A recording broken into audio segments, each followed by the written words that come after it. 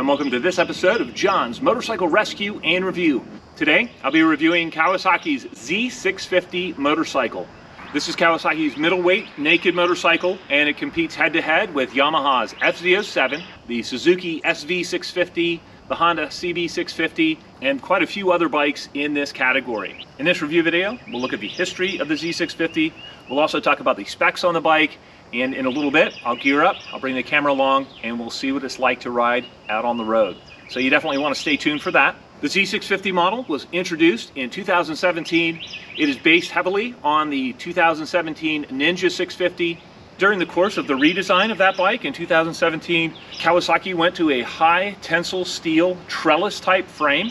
The new trellis frame is stronger than the frame that it replaced, and it's also over 30 pounds lighter. So the bike got significantly lighter in the revision. Another item that was upgraded was the swing arm on the bike. This new swing arm is stronger and lighter weight as well.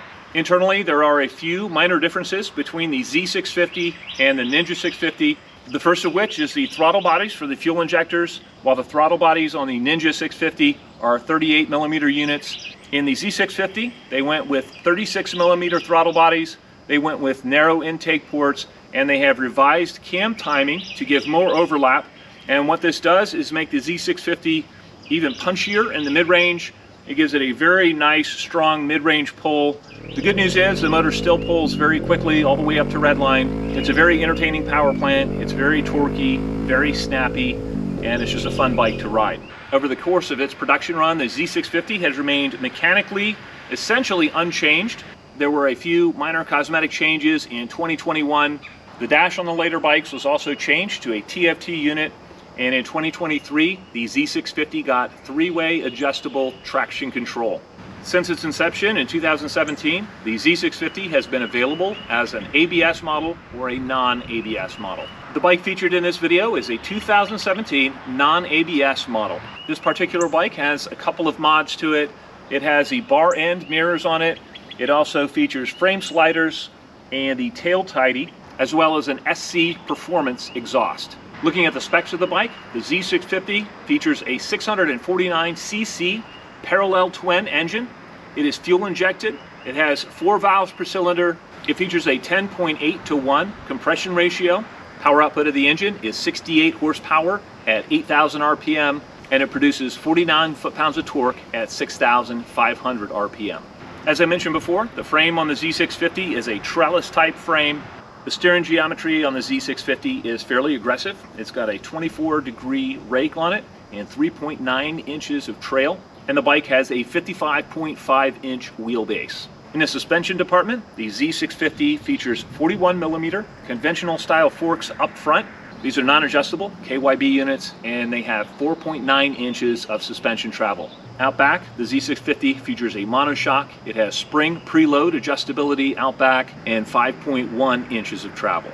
In the braking department, this bike has dual disc brakes up front with 4-piston Nissan calipers acting on those. It also has a disc brake in the rear with a dual piston caliper acting on that. As I said before, you could get the Z650 with or without ABS brakes. To make this bike accessible for a wide range of riders, the Z650 features a low seat height of 30.9 inches. It has a very comfortable seating position for most riders. You sit somewhat upright with just a little bit of lean into the bars, and the seating position itself is pretty much all day comfortable. For taller riders, there's not quite enough leg room, and so it gets a little bit tiresome during longer stints in the saddle. The fuel tank on the Z650 is a 4-gallon unit. The transmission in the Z650 is a slick shifting 6-speed transmission, and this bike has chain final drive. Styling wise, the Z650 features what I would consider to be aggressive, modern, naked bike styling. I personally like the look of the trellis frame, especially on the versions where the trellis frame is green. I think that's a really neat touch, and it kind of harkens back to the H2 models that Kawasaki produces. All right, enough talk. What is the Z650 like to ride? I'm going to gear up, I'll bring the camera along, let's find out together. Let's ride.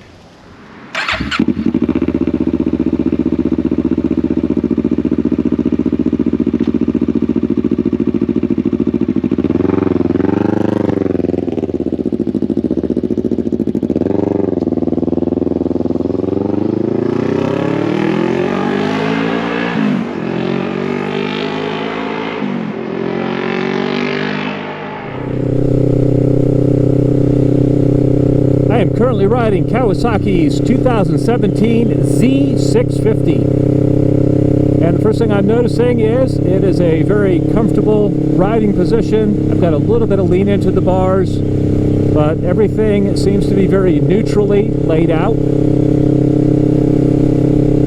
I'm a tall guy at 6'4", so the foot peg position is a little bit high for me, but this wouldn't get uncomfortable until I've been riding for probably about an hour or so.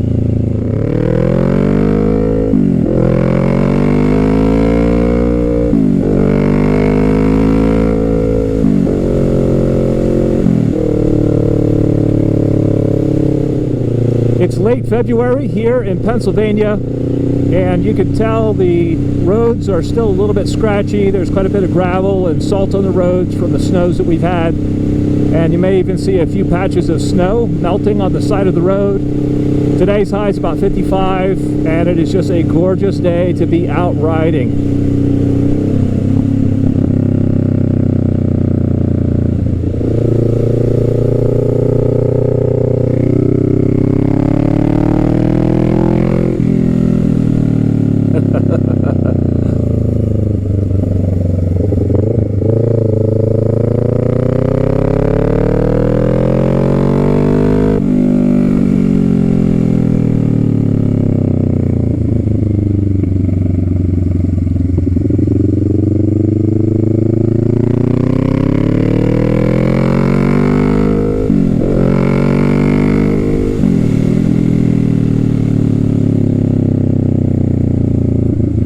Weight-wise, this bike only weighs about 400 pounds, and with the sharp steering geometry on the bike, this thing just turns in effortlessly. It's very lightweight. The nice thing is it's very nimble without being flighty.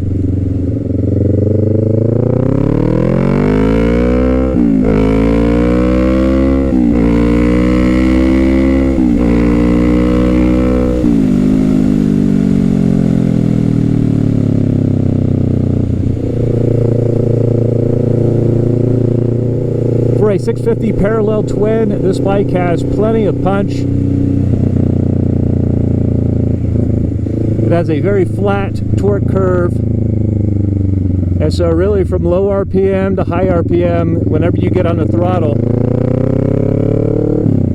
it's got plenty of juice. This one has an aftermarket exhaust on it, and I'm hoping my sound comes through okay because it is quite loud.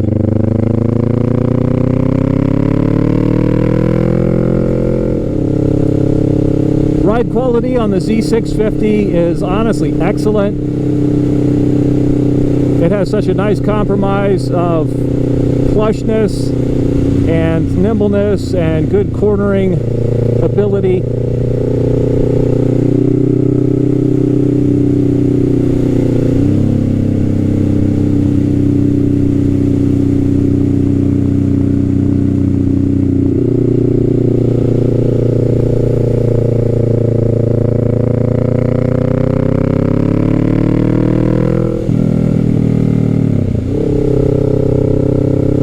As the tach swings upward of about 4,000 RPM, this bike really picks up nicely.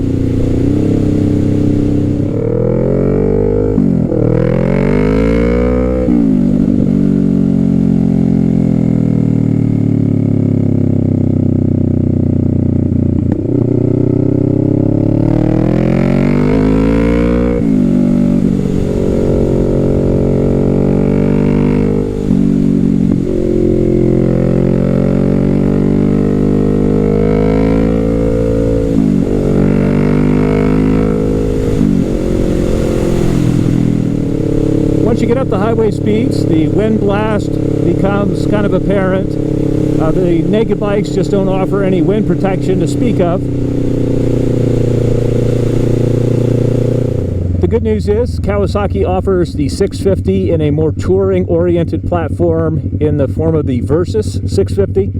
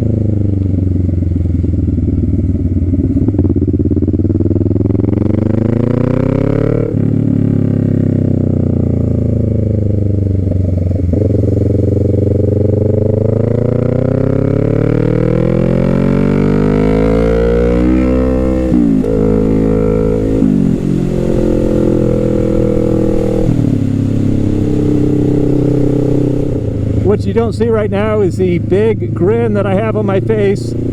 I love the combination of lightweight and that awesome mid-range power that this bike delivers.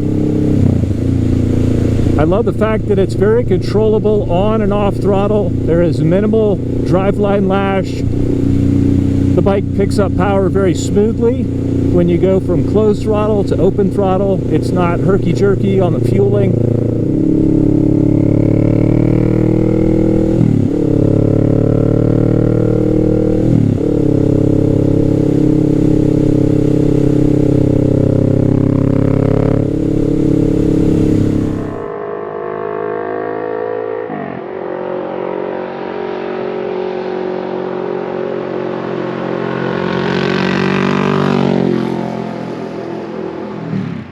All right, now I'm a lot of fun.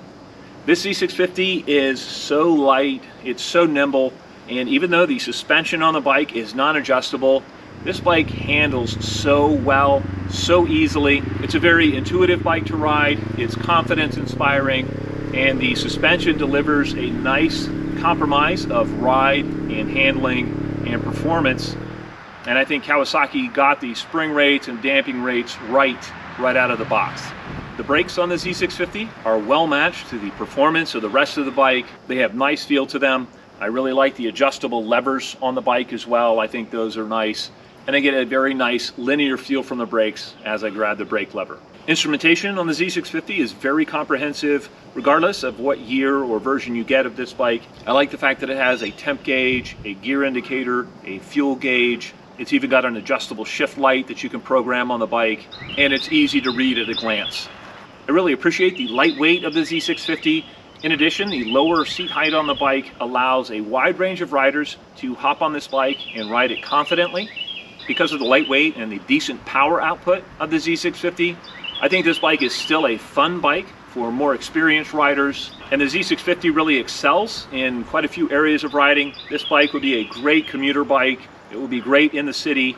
For me, this bike is fantastic on the roads that I like to ride best, and those are roads that are more out in the country and tighter mountain roads. I think this bike just is a hoot to ride. These bikes are also notably reliable. They take a lot of abuse and they just keep on ticking. This motor is found in so many different Kawasaki's, and it is known for its reliability and longevity. If we look at the downside of the Z650, one area where it gets a little bit of criticism is the parallel twin in this bike. Some people say it lacks character. To me, the only thing I don't really care for about it is the engine note itself. I think a V-twin like you get in the SV650 or even the cross-plane crankshaft FZ07 has a better tone to the sound of the exhaust. Other than the sound of the bike, I love the way this power plant delivers power. I love the smooth power band from top to bottom. I like the punchiness of the mid-range, and from the saddle, this is every bit as entertaining to ride as the SV650 or the FZ07. Another potential downside to the bike is the styling. The styling on the bike, as I said before, is more of the aggressive, modern style that we see on so many of the naked bikes. And while some people find that to be really, really cool, I prefer a more classically styled bike.